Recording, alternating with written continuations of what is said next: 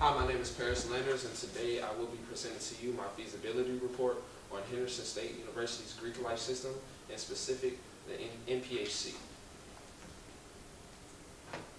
Now, you might ask, what is the NPHC? It actually stands for the National Pan-Hellenic Council, and it's made up of 9 different organizations. And here they are in no particular order when they were founded, but we're going to go ahead and name them off. We have Omega Psi Phi, Phi Beta Sigma, Sigma Gamma Rho, Kappa Alpha Psi, which is my fraternity, Iota Phi Theta, Zeta Phi Beta, Delta Sigma Theta, Alpha Phi Alpha, and lastly, Alpha Kappa Alpha.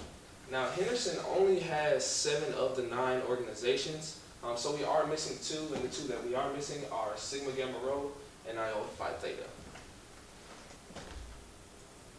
Now, here are just a couple of different pictures from the different programs that the NPHC members put on during the year. Right down here, this is my fraternity, Kappa Alpha Psi. We're actually at a probate show for Omega Psi Phi, so we're just there supporting them in all their efforts. And then up here we have the Zetas, Zeta Phi Beta, and that's Miss Pam Liggett in the middle. They were putting on an academic program showing students what to put on their resume, on their cover letters, how to act in an interview, just different things and different appropriate actions and things to do actually in a workplace. Then right here we have Alpha Kappa Alpha. That's at their Girl Talk program. That's just a social event that they have in the bottom of Smith. I believe it happens twice a year. This is just a picture of a couple of them. Then we have Phi Beta Sigma at their Know Your Roots event. This is actually an event that was placed on by the Henderson State Greek Life. That's actually not all of the members, but just a few who came to the leadership conference. So it's pretty mixed in with the Deltas and the AKAs and the Alphas and the Kappas, and just everybody who we have on campus. So, you might ask, what is the problem? The problem that the NPHC is having is our grade point average. It's at an all-time low right now. Currently, overall, we do have a 2.64, which is pretty low in our standard. You have to have a 2.6 to actually be active for each chapter. And right now, we're kind of losing in the race against IMC and NPC. Those are the Caucasian sororities and Caucasian fraternities. Our NPHC sororities only have a 2.68, while the NPC sororities have a 2.75. And the fraternities, the NPHC fraternities, we only have a 2.6, while their IFC guys have a 2.7. So we're losing in both categories. It's not like it's a race or anything. We just want to be the best that we can be, especially since we were founded upon scholarship, brotherhood, and service. Scholarship is the main reason why we came to college. So we just want to keep that focus, and keep our drive flowing, and being able to succeed. Now, you might ask, why exactly are we having this problem? And it's because of a couple of different things. Mainly it's because of the demand of being within an organization, especially with the different programs that we put on. A lot of things we have to do for our nationals, like go to different conferences, go to the different elections. We have to go to leadership conferences, just province meetings, a bunch of different things. Not only do we have to do that, but we also still have to be a student as well. Now, running these organizations is kind of like running a small business on campus, and sometimes the business can get in the way of, the main reason why we came here. But that's exactly why I'm here today, to give you solutions to get you back on point.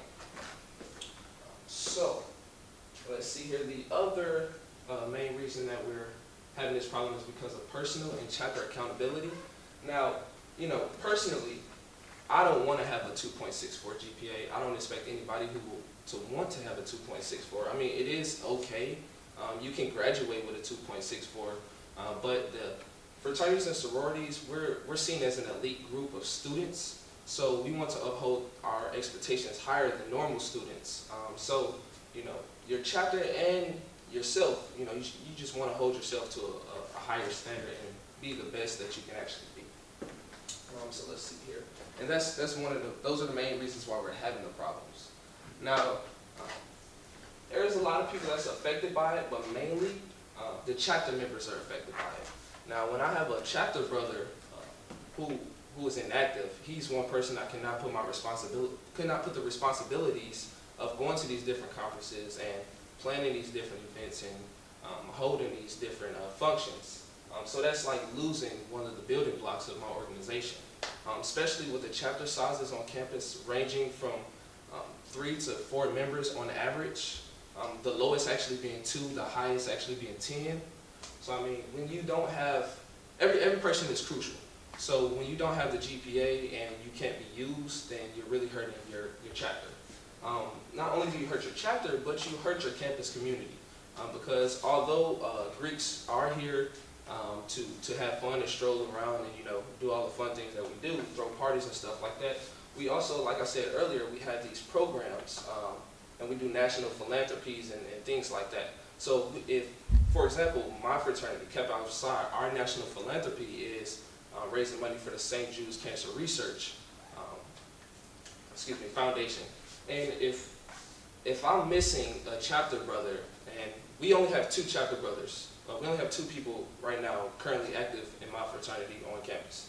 So if one of my brothers loses the GPA, then that leaves me with everything to do. It leaves me with running basically kind of a small business. And that can in turn hurt my GPA as well. But like I was saying about the campus, those events that we put on, you'll be missing that. So the campus, some of the students feel like there's already nothing to do on campus, and if we're not here to put on these different programs and events, that's just one more reason for them to go home every weekend and stay in their rooms and just play video games instead of getting out and being social and learning those skills and those networking skills that they would need in the business world later on. So let's see here. I actually surveyed 20 MPAC members.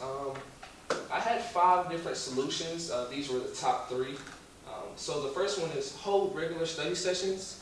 Now, as of now, the MPHC chapters, they only hold study sessions during midterms and finals week because obviously those are the crunch times of the semester.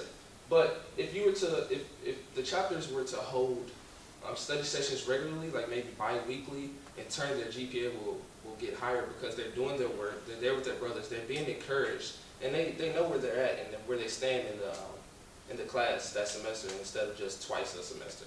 Because most students don't really check their GPAs, they don't really check their grades. So if you know you're doing your work and you know you're turning in a work and you're taking the time to put effort into it, you don't really have to worry about it as much when midterms and finals come around. So that will actually raise the GPA as well. The second solution that was chosen by the MPAC members was to conduct regular intake.